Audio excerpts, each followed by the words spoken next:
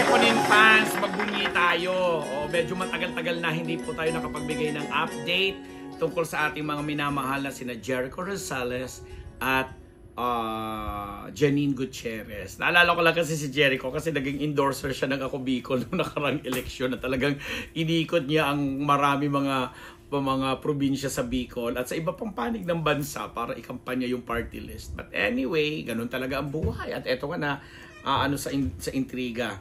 Anyway, going back to Ekonin, ngayong October na po. Sana suportahan po natin ang pagpapalabas ng pelikulang Quezon na syempre pa pinagmamalaki ng ating minamahal na si Eko o ni Jericho Rosales na ito po yung sasadula ng buhay ng dating presidenteng Manuel L. Quezon at kung paano talaga nagkaroon ito ng epekto sa mga Pilipino at sa pagiging tawag doon makabayan, di ba? Anyway, speaking of Ekonin o Jericho at saka Janine, yun na nga, nag-celebrate na po sila ng kanilang first anniversary as being sila. Di ba? Ang saya lang kasi nagsimula nga yan lahat nung nagkasama sila sa teleseryeng Lavender Fields noong 2024. Tapos na-develop, chuchu-chuchu, blah blah. And nakita naman natin at the very consistent po ang Unbettable Channel sa pagbibigay po sa atin ng update tungkol sa kanilang love story. And until nga na inanunsyo na, binabalita ko pa noon, nasabi ko every Sunday, di ba, laging naiimbita niya si Jericho sa mga family gatherings, lalo ng buhay pa si Mamita Pilita Corrales. And nung namatay na nga si Mamita Pilita, itong nakaraang taon lang, ito early this year, doon inanunsyo mismo ni Jericho na girlfriend niya na itong si Janine. Anyway, andito na nga, pinakita nila yung mga reels, photos nila na nag-i-enjoy sila dun sa beach sa El Nido, Palawan dahil dun nga nila sinelebrate ang kanilang 1 year and 1 day. Di ba may naginawa? Nakalagay kasi dun sa pinost ni Jericho, 1 year and 1 day with this one. Tapos naka-emote kay Janine na ewan ko, paborito siguro nila yung sunflower, yung heart. Tapos yung carp streamer emoji. Okay. Tapos na sinagot naman ng baba. The best time with you. Happy anniversary. I love you. Sabi naman ni Janine. Ang ganda ng mga eng-engan nila. And eng-engan talaga. And naging formal lang ang lahat at talagang confirm ng lahat nung naimbitahan po silang rumampa dito sa anniversary naman ng isang kilalang magazine, yung preview na merong laging annual ball na ginagawa at rumampa sila magkasama together na kung maalala natin dahil nga sa naging busy itong si Eko sa pangangampanya nung nakarang election, hindi siya naka-attend dun sa ABS-CBN ball. Kaya escortless, walang nag-escort kay Janine. And this time, paglakad niya pagrampan niya sa red carpet, magkasama sila ni Jericho. Talagang inanunsyo na doon ang kanilang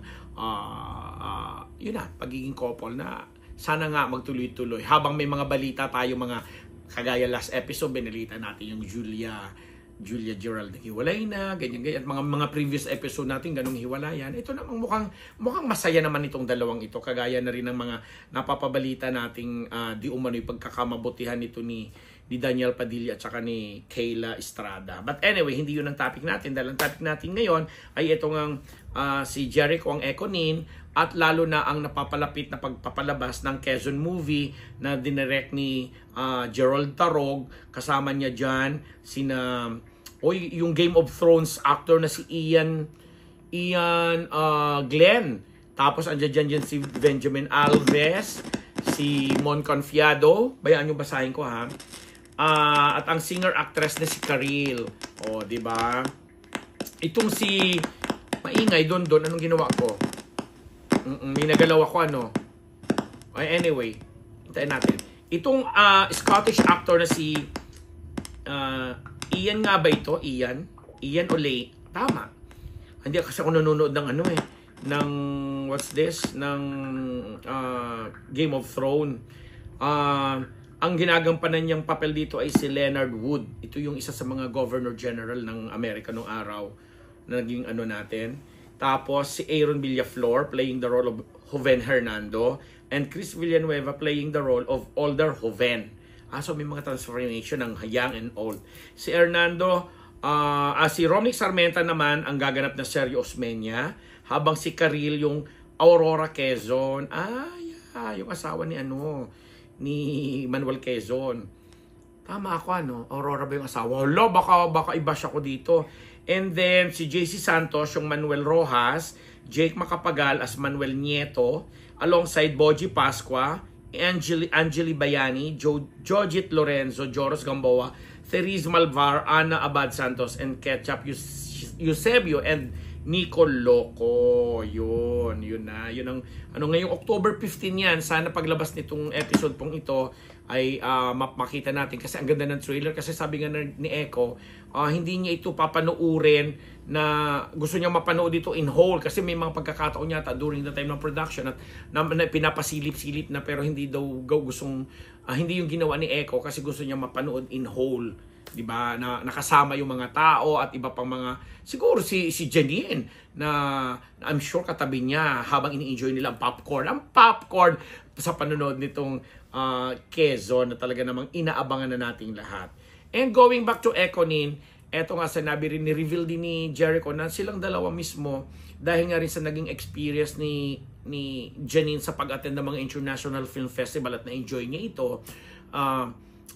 Parang naisipan niyang mag-conceptualize or may nabuong konsepto sa kanya na gusto niyang gawing movie. And nang magkakwentuhan sila magjowa, nagkasundo sila na, sige, let's do that.